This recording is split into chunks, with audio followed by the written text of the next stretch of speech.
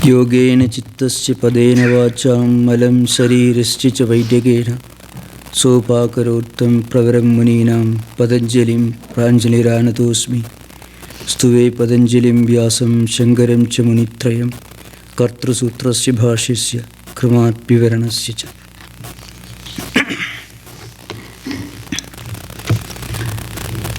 So, we have been discussing during the last few sessions the different psychological obstructions that spiritual seekers have to encounter. So, the third sutra in the second chapter, Sadhana Pada, Avidya, Asmita, Raga, Dvesa, Abhinivesa, Panchaklesha. That's what we discussed. And Avidya we already discussed at length.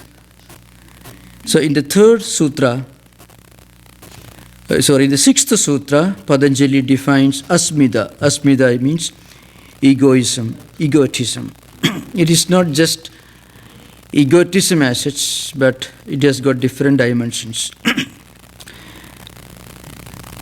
Drik darshana shaktyoho ekatmata iva asmita. This is the definition.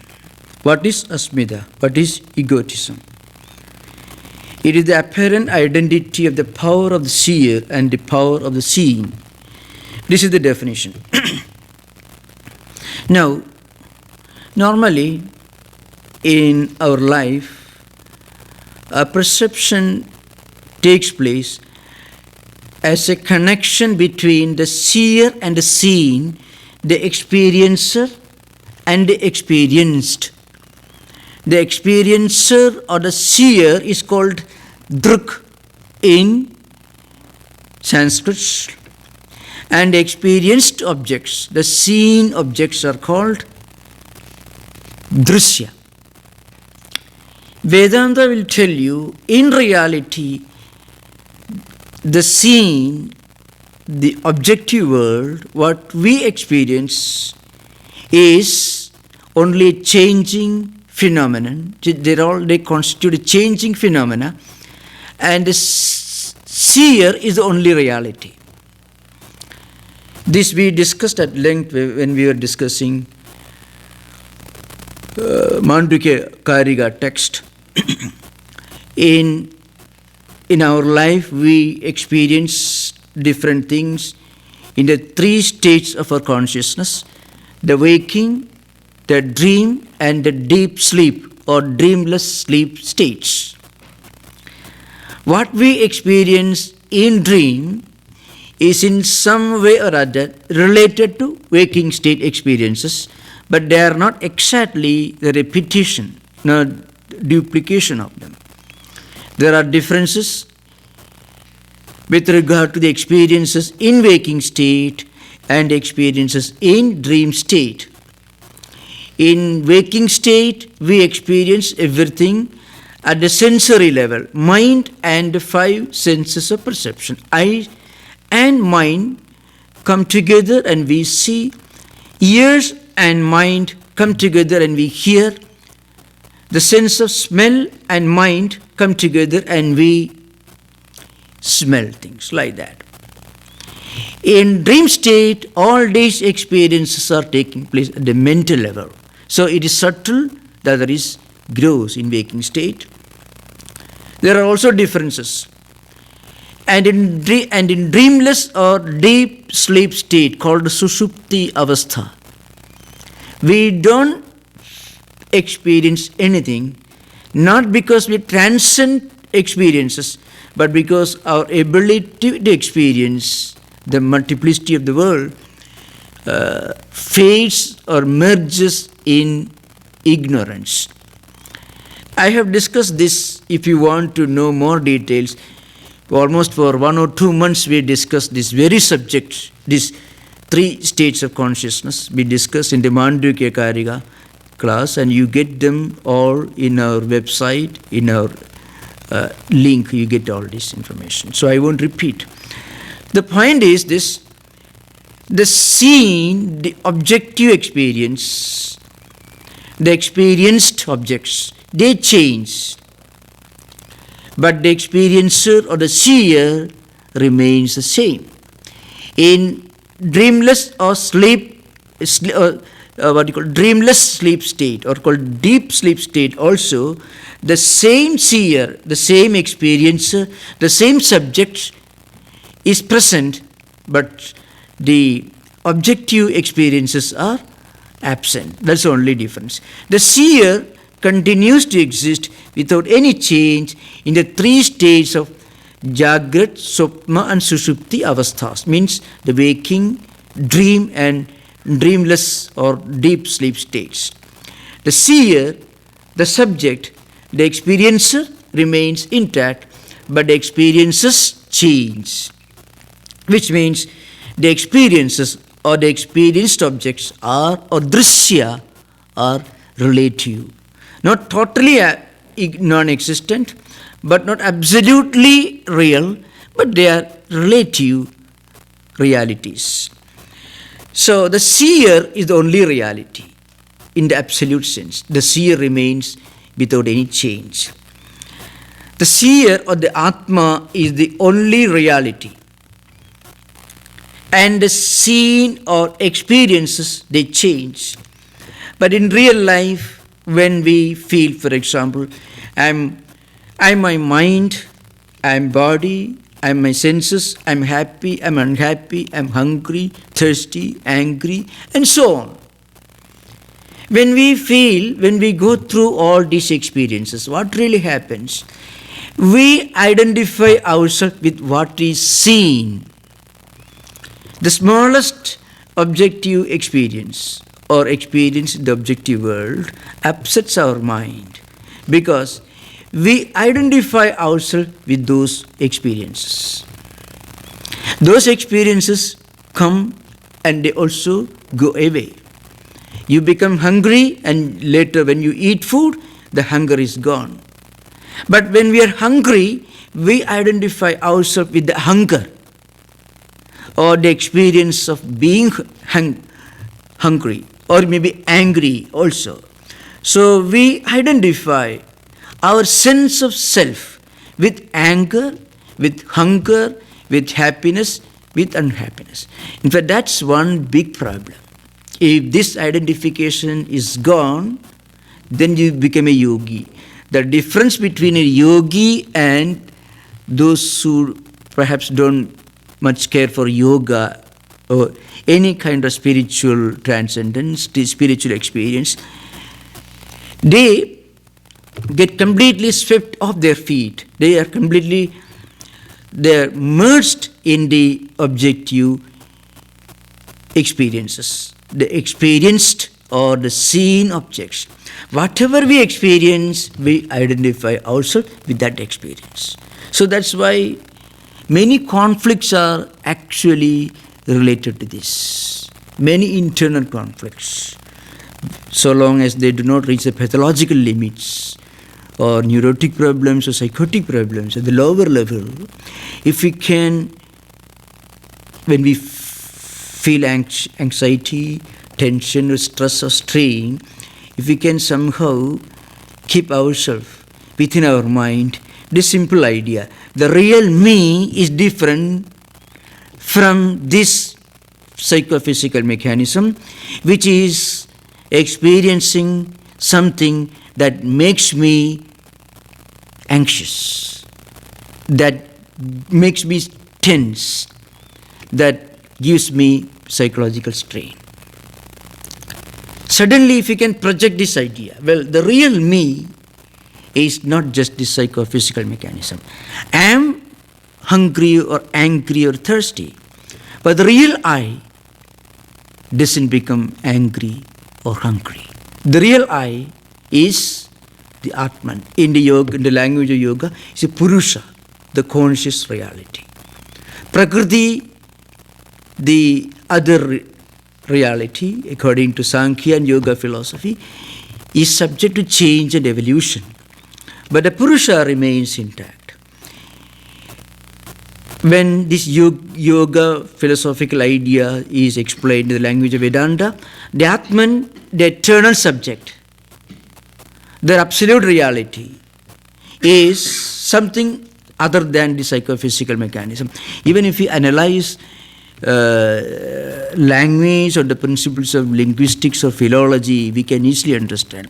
Well, when you feel pain on some part of a body, stomach pain or some kind of body, well, I feel pain, there the real I is body.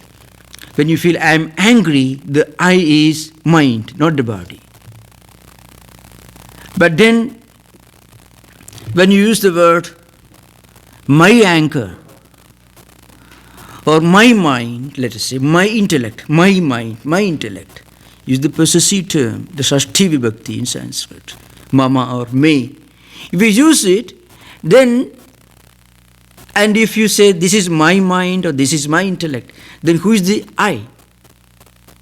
The I should be other than mind, something other than intellect, not the body, of course. So there should be a real I that is not the body, the mind, or the intellect, or the vital energy, or the pranas. That I is Drik or Drik Shakti, it is called.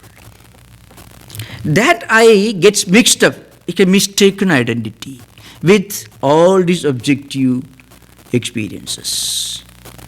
In fact, that is the real pursuit of Vedanta. Vedanta is nothing but a real investigation into what the real I is. That's what Vedanta says. What am I? So, if we interpret ourselves as the body or mind, there is no end to the problems. Because every moment, every day, we face problems at the physical level and mental level. We become angry, thirsty, hungry, anxious, tedious, stressful, tense, and so on. Mental level, and if something happens to, if there's a pin prick, then we feel painful. So then we interpret ourselves as the body. When we are happy or unhappy, we interpret ourselves as the mind. Now the point is, this mind, this determinative faculty, intellect, the ego system, the memory system, all these are instruments, means, instruments. In the hands of whom? In the hands of Atman, Drik. Now what happens? The problem of ego, the problem of mistaken identity is the result of this mistaken identity of the power of the seer and also the power of the seen. Or in short, the mistaking the seen for the seer and mistaking the seer for the seen. The experienced objects are mistaken to be the experiencer, and the experiencer is mistaken to be the experienced objects.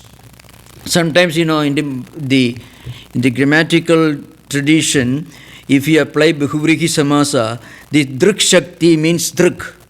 The power of seen is seen itself. The power of the experiencer is the same as the experiencer itself. Similarly, the power of intellect is the intellect itself. That is a Anyapadartha Pradhana, Bahuvrihi Samasa. But we are not going to those grammatical details. Different interpretations are there. So, in short, avidya is the mother of all, the cause of all these psychological obstructions and obstacles that we have to encounter. Asmita is the second one. So, from avidya, from ignorance, Asmita comes. When we think we are only this body, then what happens? Then this body identifies itself with all these experiences that come and go, and all other problems also emerge in that tree. That's why Patanjali defines egotism as Drik Darshana Shaktyohu Ekatmata. means not Iva. I mean, Iva means not real but apparent. Really, the seen and the seer, the experienced objects and the experiencer can never be the same. But there is a mistaken identity. In real life, most of the problems are due to this mistaken identity. Now, in the 7th verse, the third obstruction is explained. Raga means Sukhanushayi Raga. What is attachment? Attachment is that which follows the experience of pleasure. Here, attachment should be understood. It needs some explanation. In the Sanskrit language, technically Raga itself implies so much. It is not the attachment that a mother feels for her child, or a brother feels for his brothers or sisters, or the parents feel for their children. No. In real terms, this raga means a kind of obsessive attachment which spiritually brings a kind of slavery. You become a slave of your own emotions, momentary impulses. A kind of slavery of the senses of mind or mind. This is what is implied by raga. Now, the definition is Sukhanushayi Ragaha. When we have an experience that gives us pleasure or happiness, then there is a tendency for us to recollect those happy experiences. So our mind travels backward to some experiences that we may have. Experiences that produced happiness or pleasure or anything. Relaxation, restfulness.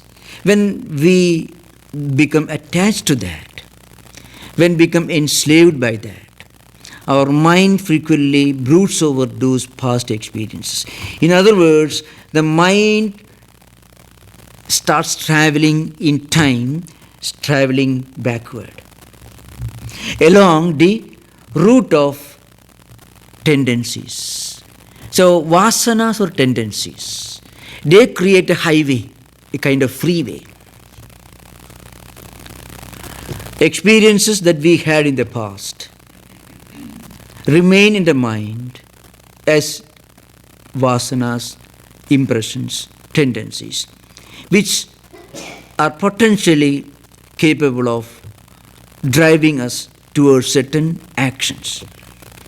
If it is a happy experience we are recollecting, we are tempted to do something that may reproduce or repeat the same happy experience. If it is an unhappy experience that we are going to deal with in the next sutra, in the 8th sutra, then we have a tendency to avoid doing those actions which produced an unhappy result. Here what happens, Sukhanushai, a happy experience remains the mind in seed form as a vasana. And when those impressions and tendencies re-emerge in the mind again and again, what happens?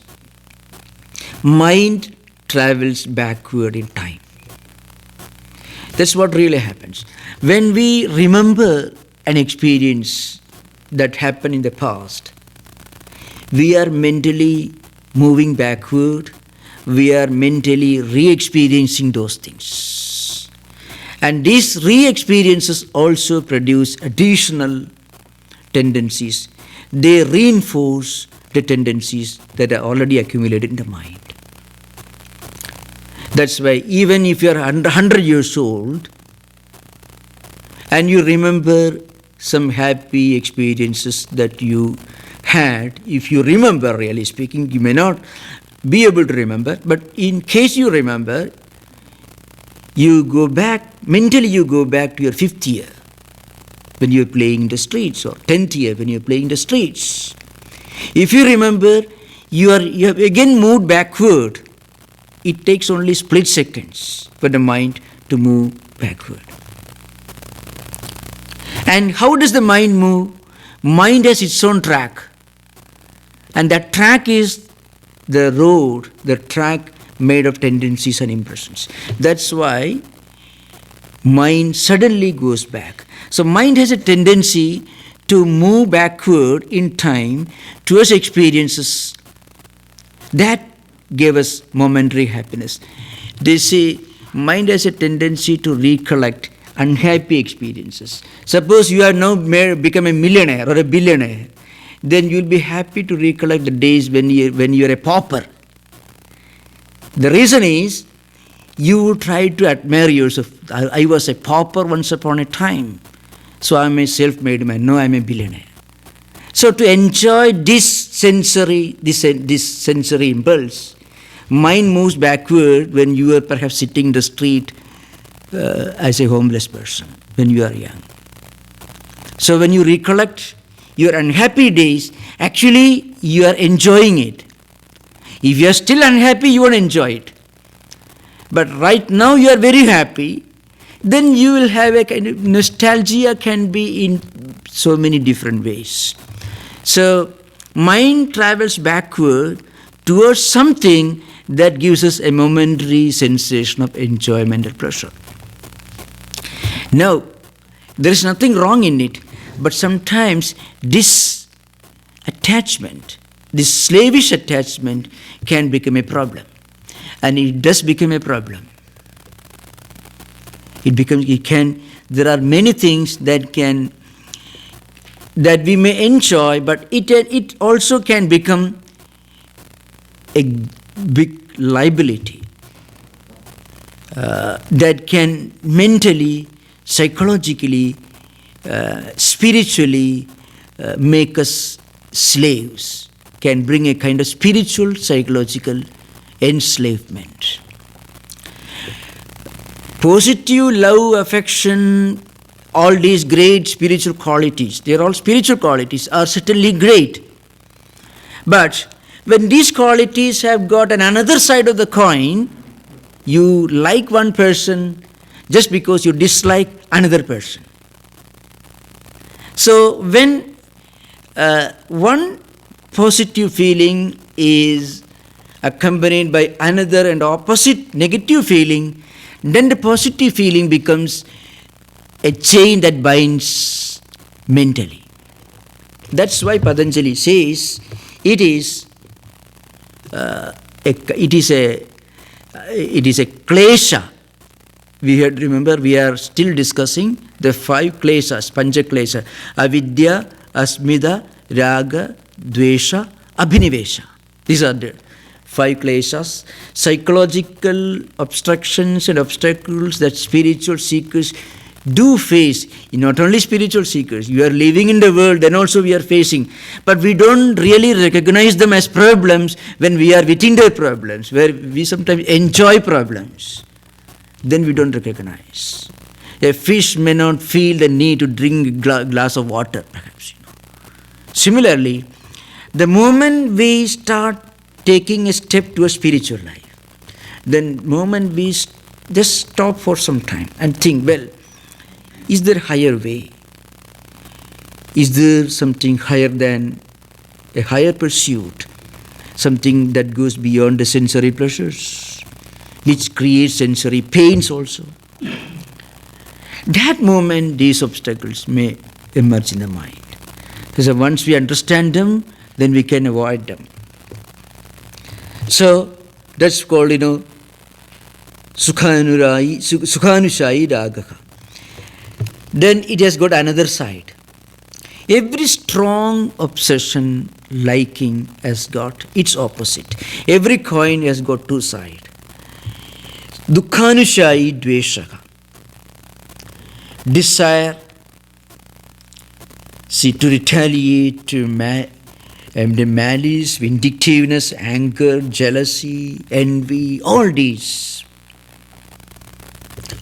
experiences, it can be included under the category of aversion or dvesa. Earlier, before we took up this subject, we discussed that the totality of human experiences, all the experiences that we encounter in our daily life, can be classified into three divisions, three categories. One, experiences that we have to confront in our everyday life, meeting people.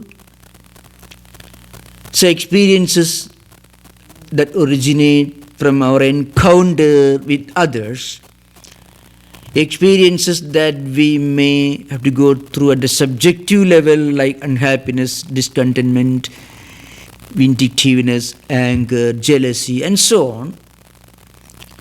All these experiences, and also experiences that may be the result of memories from previous life experiences.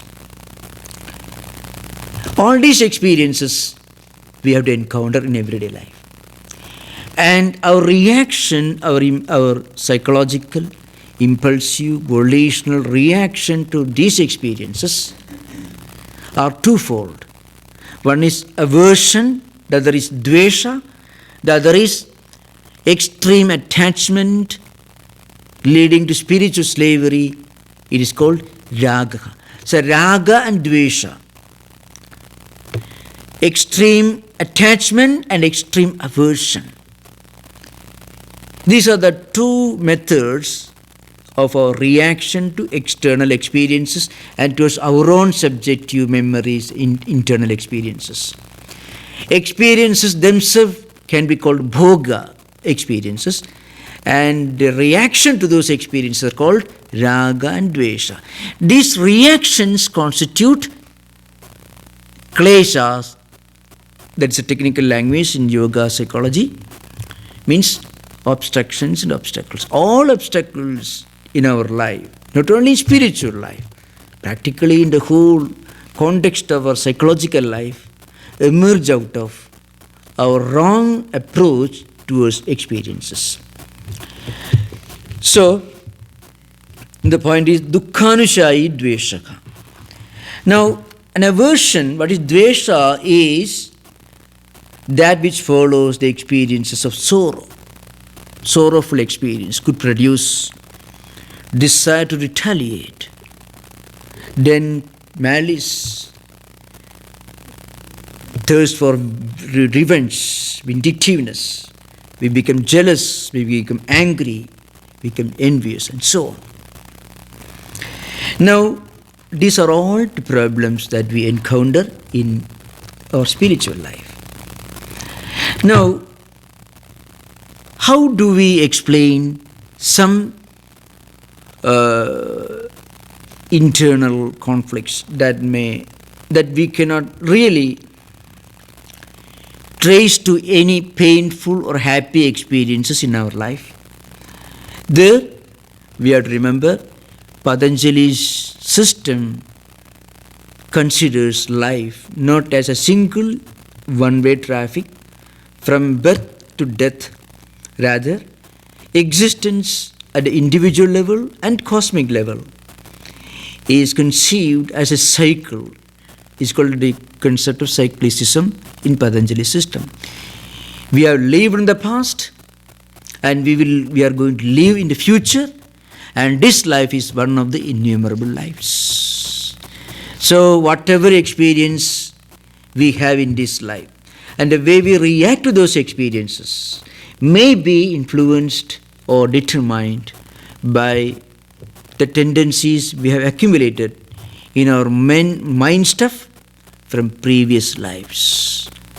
When we encounter identical experiences in this life, then our mind reacts according to the tendencies we have accumulated in our chittam or mind stuff. Now, Vedanta in this context gives a very healthy solution to this problem. In the Katha-Upanisad, you find a very famous imagery. It's called Ratha Rupa Kalpana, chariot imagery it is called.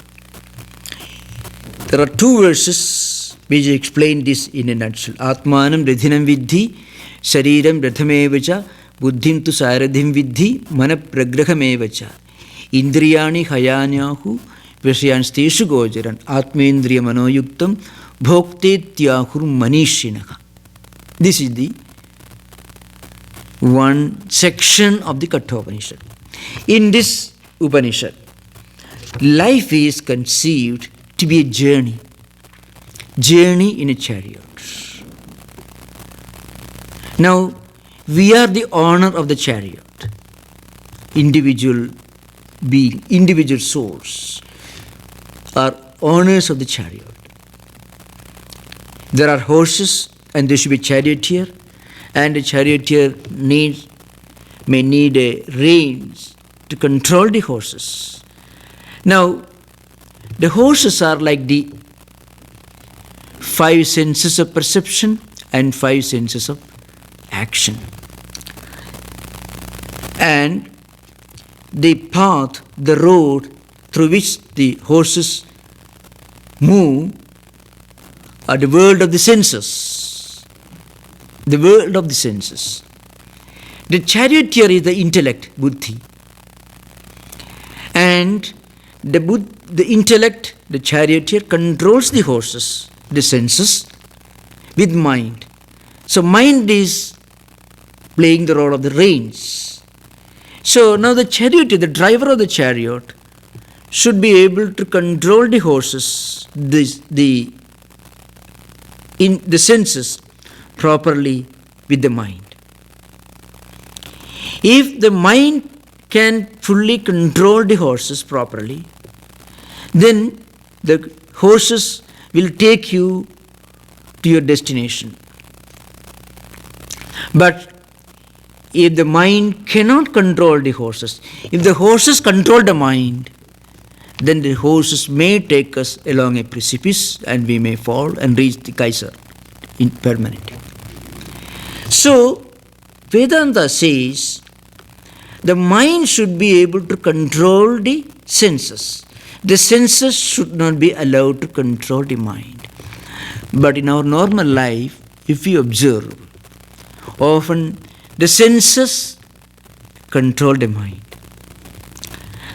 The senses dictate terms to the mind. The mind is totally helpless. We often feel there is mental conflict. But really speaking, all these conflicts are conflicts that are brought into mind by the senses. Again, the mind should be under the control of intellect, a discerning mind. Intellect should be considered to be a discerning mind. When a mind becomes endowed with wisdom, spiritual wisdom, it is called buddhi. Nisyatmika antakarana vritti buddhi. There is a Vedantic definition. Sankalpa vikalpatmika antakarana vritti manaha. Mind is not fixed. Mind speculates whether I should do this or I should do that. Mind is often speculative. It is indecisive. Mind is like a pendulum. Of course, pendulum can move only between 2 extremes, but mind could go in all directions. So mind should be under the control of the intellect. And the intellect is closely linked to Atman, our spiritual identity. But suppose we cut the link that connects us to our spiritual identity, then mind itself becomes very chaotic. It becomes a total anarchy in our life. Because the horses move in whatever direction they want to take, they want to move. They are not taking us to our destination. The horses are taking us to their destination. The reason? The reins are not properly controlled by the charioteer, the driver. If the steering wheel is not safe in the hands of a driver, you can imagine. So the chariot itself is like the human body. The owner of the chariot is Atman, it's individual living beings. Intellect is the charioteer. The reins the mind, and horses the senses, and the road along which the horses take the chariot are the world of sensory, momentary pleasures of pain and pleasure, and so on. So Vedanta says, first of all, you should be able to control the horses. And you can control the horses only if you have got a good reins, some instrument in the hands of our intellect, with which the intellect controls the horses. And the reins should be perfectly safe in the hands of a good driver. The driver should know in which direction the chariot should move. And the driver should know in which direction the owner of the chariot wants to travel. Suppose the horses are totally out of control, and the reins are broken, and the charioteer is drunk. So you can imagine, this is what really happens in our life. Now, in another context, the same Upanishad gives the other side of the picture. What happens if it's a well-made chariot, and if the charioteer, the driver, is a very sensible person who follows that route properly, and the horses are perfectly under his control? He has got very good reins with which he controls the horses, and the roads are quite good. Then what happens? That's a discussion in another part of the same Upanishad. Yastu vijnanavan bhavati yuktena manasa sada tasya indriyani vasyani sadaswa iva sarathehi. Yastu avijnanavan bhavati ayuktena manasa sada tasya indriyani avasyani dushtaswa iva sarathehi. A person who is traveling in a chariot, like the chariot of our life, who is not able to control the movement, the functions of the senses, with a controlled, self-restrained mind which is refined and which is spiritually enriched, then what happens? He loses his life. Because indriyani avasyani, senses are not within his control. He is under the control of the senses. So two opposite pictures. If we do not try to control the senses, then the senses will control us. Even Vedanta, in the commentaries of these verses, the commentator and the super commentators, the Tikakaras, they say, the Bhashyakara and Tikakaras, they say, even if we cannot control the horses, the senses, an attempt to control the senses itself is a great step towards reaching the proper destination.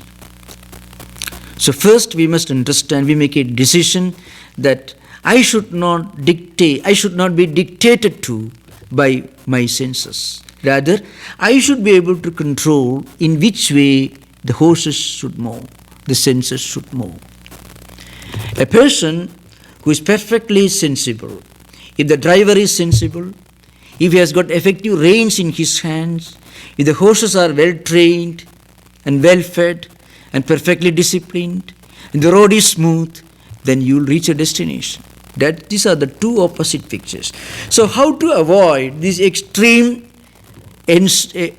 spiritual slavery in the form of raga, and equally devastating spiritual slavery in the form of dvesa?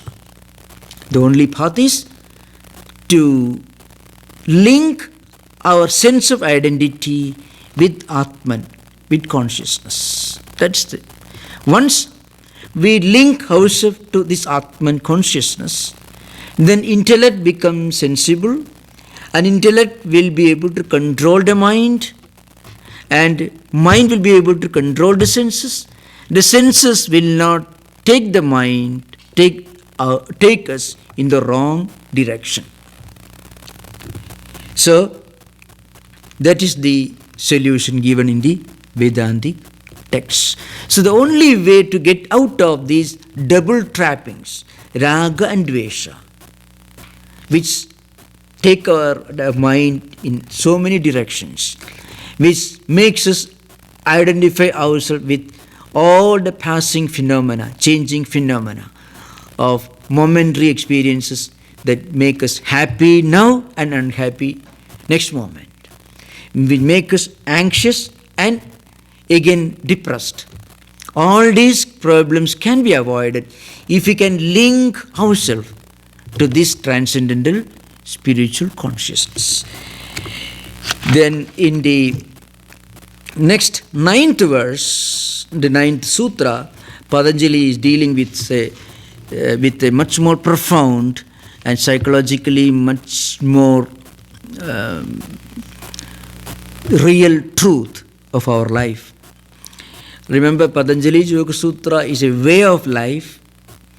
It is the Bible of Indian psychology or Vedanta psychology. It is also a pathway to inner peace. So the 9th verse is Swarasvahi vidusho api tatharudho abhinivesa. The 5th klesha, the 5th psychological obstruction or obstacle is defined here. That is the 5th category of klesha.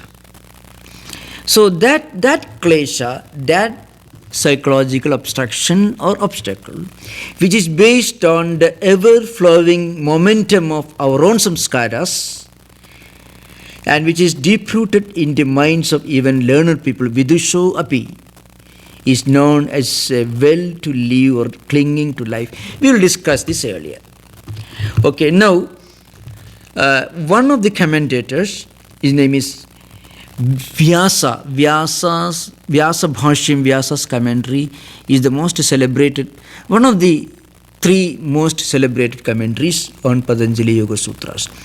There are 2 famous commentaries, but Vyasa is also Vyasa, and his Vyasa Patanjali Yoga Vyasa Bhashya Vivarana by Shankaracharya and also Vijnana Bhikshu. There are many others, of course. So here we are dealing with Vyasa's view. Now, Vyasa defines this Abhinivesa, the 5th klesha, as Maranatrasa, fear of death. He says there is one inherent, inbuilt fear in all human beings. That is the fear of losing this life. This fear may manifest itself in so many ways. That is sometimes called mana bhuvam bhuyasam. May I never cease to be. That is a technical translation of this word. May I always remain like this in this condition. So, what is that klesha? That klesha is a continuous, ever-flowing momentum of innumerable samskaras. Samskaras which are sorrowful in nature, which are related to the experience of death.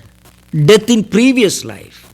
Here, please remember, death is not conceived in Patanjali system as something very scary, very fearful, frightening, the loss of everything. No, that's a very important point. Remember, in Vedanta and Yoga, death is a creative crisis. You are going to New York, you have to change your plane in one of the major airports, Chicago somewhere. You don't get depressed because you have to change your flight. Like that.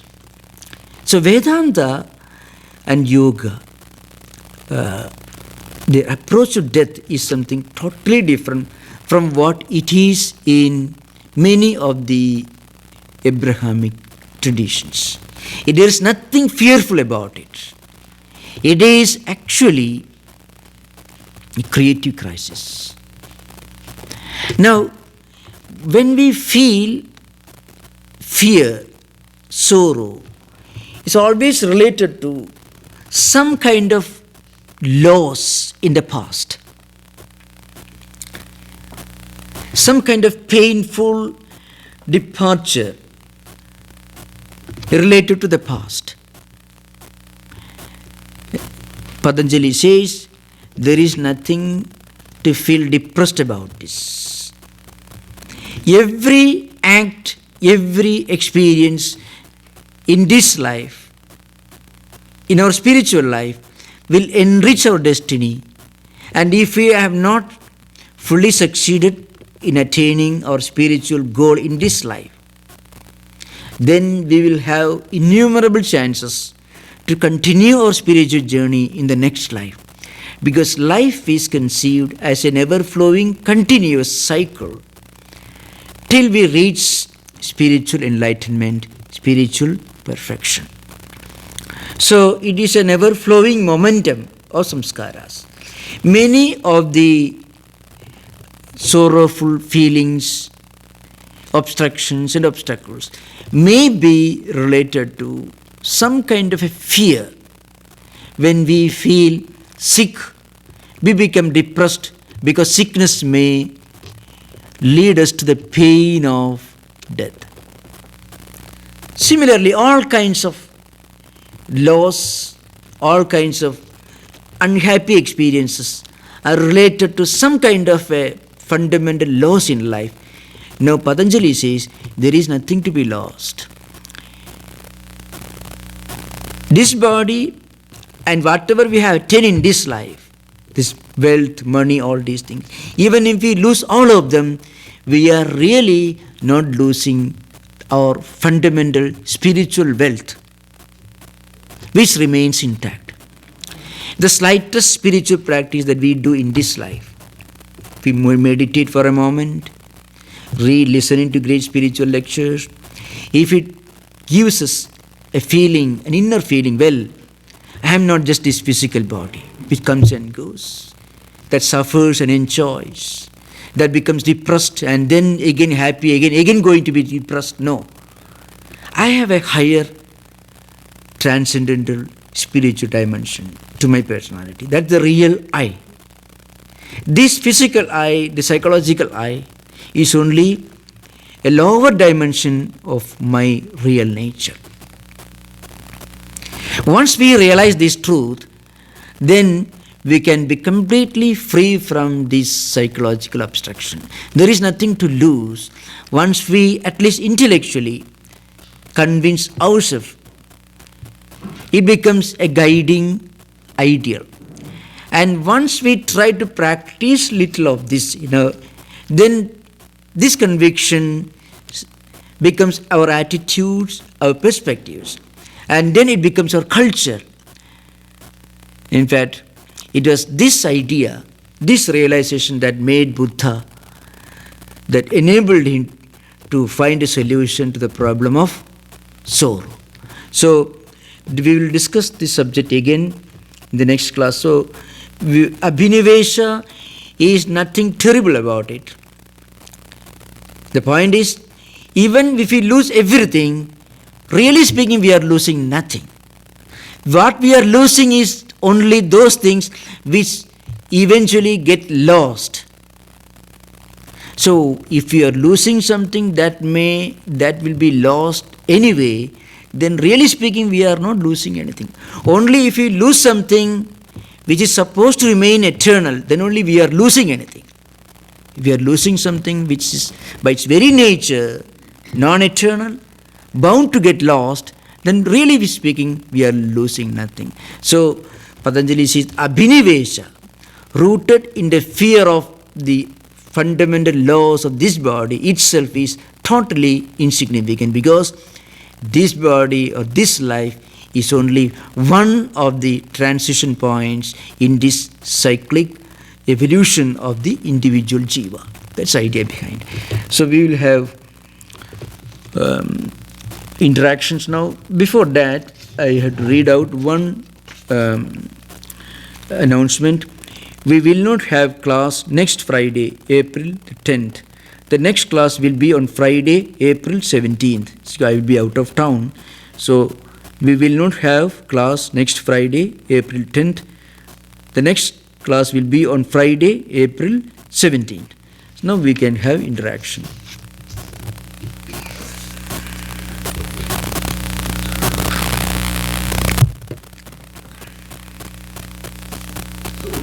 Swami, you speak of the two aspects of mind. Not mind in the sense you would use it, but I mean there is the mind in terms of how we manage our everyday lives, and there's intellect. Right? I don't know how to call the mind. It's a problem. We have to educate the mind, but the intellect. The problem of intellect is more a problem of surrendering the intellect rather than teaching the intellect. Yes. In these two verses, there are 4 or 5 verses continuous in the Upanishad. Buddhi is the word used. Buddhi, intellect here means a higher faculty than mind. That which stands between Atman and mind, which is closer to Atman. So it is a discerning faculty of the mind, something that is much higher than mind proper. So that mind is it should be an instrument in the hands of this intellect. The intellect is the driver of the chariot. The mind is the reins with which the charioteer directs, controls the horses. So intellect as it is understood maybe in modern psychology may be slightly different from what is implied in this particular course. In fact, the meaning of these terms, buddhi is the word used, is given in the commentaries. So there, intellect is perhaps not the same thing as in modern Western psychology. It means a higher faculty than mind, a mind which is enriched with a discerning faculty, a mind which knows in which direction it should go, how to control the senses properly.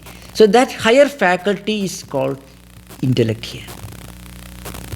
But that discernment comes through surrender, basically. Surrender, that is if we surrender ourselves, then the constant reminder that we have surrendered ourselves to a higher spiritual truth, that will naturally give our mind a discerning faculty.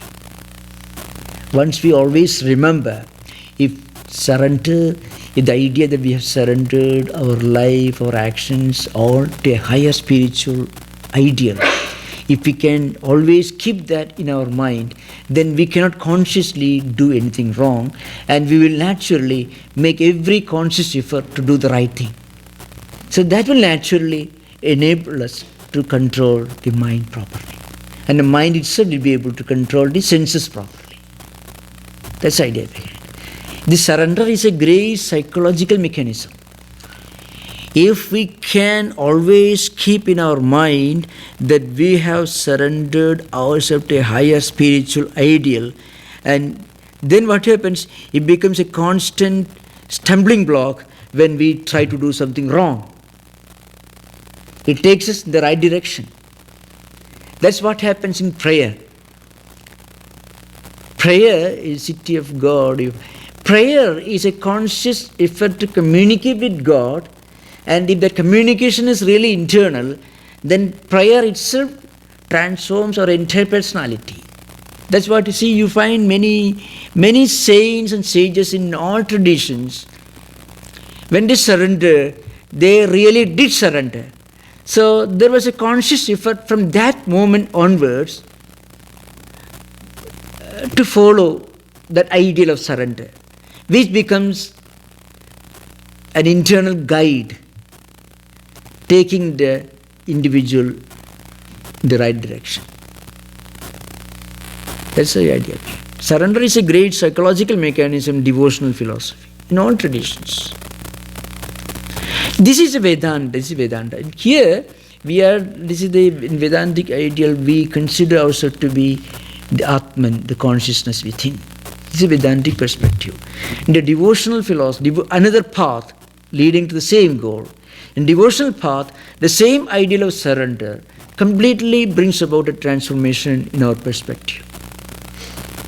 That's what happens to Girichandra Ghosh, drunkard.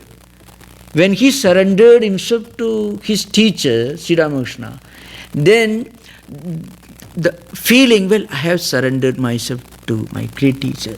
So if I do something wrong, I will be hurting him. I will be doing an injury to my own spiritual ideal. So I should not do that. So in the Bengali film, movie made of Sri Ramakrishna's life, based on the real experience, the real history, this man takes a glass of liquor, but he sees the face of Sri Ramakrishna and he throws away. The whole liquor is broken. In real life, this is what happens to every sincere devotee. Every sincere devotee in all religious traditions, if that devotion is sincere, then psychologically and physically it becomes impossible for a genuine devotee who has surrendered himself to do anything wrong, to repeat some undesirable actions that he or she may have done in the past. It catches you by the throat, in a way. The ideal of surrender.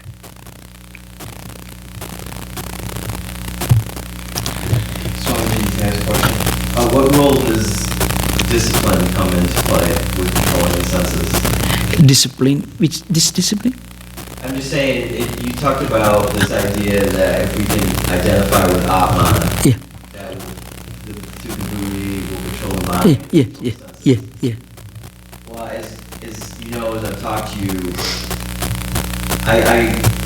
if you define Atman as consciousness, that I don't have a problem with that, but I have the issue with Atman is that the Buddhists deny Atman. Yeah. And I really respect the Buddhist tradition, and I really respect this tradition. I'm always caught in the middle.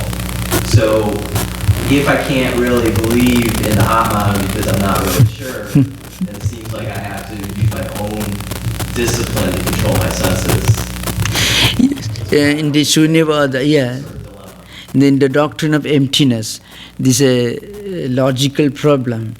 You know, in Buddhist tradition also, you do all this to enjoy, to reach a liberation, nirvana takes you to a state of blissfulness. It's not so? When mindfulness. But then who enjoys blissfulness? There should be a subject who should be enjoying this blissfulness that is associated with nirvana. Nirvana is liberation. Liberation from what? Praditi Samupada, the 12-link cycle of life and death, samsara, which again originates from trishna, desire, going through dukkha, going through all these cycles of life, death and rebirth. Is in Buddhism also the same cycle is there. So who comes out of the cycle? Nirvana is the way to come out of the cycle if we follow the eightfold discipline. So one view, and that is the view of many scholars, that Buddha did not deny Atman. Buddha was not an atheist in the sense, he just did not emphasize that point. Buddha was an agnostic. Buddhist religion, Buddha's mission, historically speaking, was a revolt against not Vedanta, but against a misinterpretation of Vedic philosophy. Buddha was not against Vedanta. Buddha was against an earlier school of philosophy, somewhat crude in nature, which was very antithesis, the opposite of Vedanta. It's called Mimamsa system. They believe that the whole purpose of human life is to perform a set of ceremonies and rituals that will help you to go to heaven, where you can enjoy whatever you can enjoy in a 5-star hotel without paying rents, only to come back again, to check out again when your stock of good actions are exhausted. In fact, Mimamsa system of philosophy is very, very Epicurean and it's a kind of Epicureanism and a crude materialism. So what Buddha did was to put a sense to bring them to some senses. So what he did, this kind of crude, lifeless, empty ritualism and ceremonies, practice of ceremonies, do not constitute the essence of Vedas. So he emphasized the humanistic element of Vedanta philosophy without emphasizing the metaphysical aspects. That's why he was a great humanist. So his problem was to find a solution to dukkha. And dukkha associated with death, sickness, old age, and so on. So what was the way out of this sorrow? It's a purely humanistic philosophy. So he felt we must follow eightfold disciplines. Right practice, right memory, and so on. And once you practice this eightfold Ashtanga Marga, eightfold path, you will reach liberation. Liberation from what? From dukkha. And what remains after the liberation? You will be actually in a state of, what they call sorrowless state. A state where there is no sorrow. Who enjoys that state which is completely free from sorrow?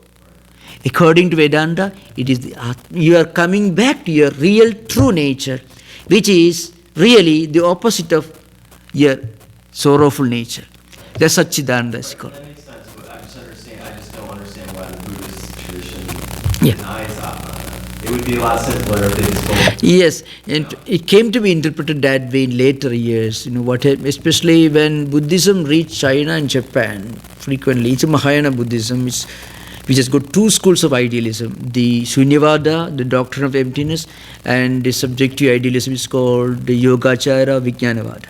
In fact, Yogachara philosophers of Buddhism, they did practice yoga, but in their own way. In fact, many of the commentators on Patanjali Yoga Sutras were Buddhists, but their approach was different. The point is this, this question, who enjoys this blissfulness associated with nirvana or liberation, coming out of the cycle of life and death? What is that state? There should be a state after all. So that is explained in Vedanta as coming back to our own true original state of consciousness, Atman. Yeah, I agree with consciousness, but what if consciousness isn't permanent? What if it is in flux? What if it changes like everything else? How do we know that? Now, consciousness is unchanging, eternal, absolute reality. The different spiritual seekers, according to their own evolution, reach different levels of this experience. Different levels of this experience. So, at the highest level, you become identified with this eternal subject, this consciousness, absolute reality. That reality cannot be explained, but from a human perspective, there are three ways of explaining this inexplicable, indescribable reality. It is called Satchidananda. That's the idea behind it. So, anybody who has reached that state will have a blissful attitude, which is the opposite of sorrow. Which means that's what Buddha was really implying. But maybe due to the problem of vocabulary. Yeah, maybe it's translation. Yeah, exactly. Yes, yeah, exactly. So thank you. Om Shanti Shanti Shanti Hari Om Tat Sat Sri Ramakrishna Arpanastu.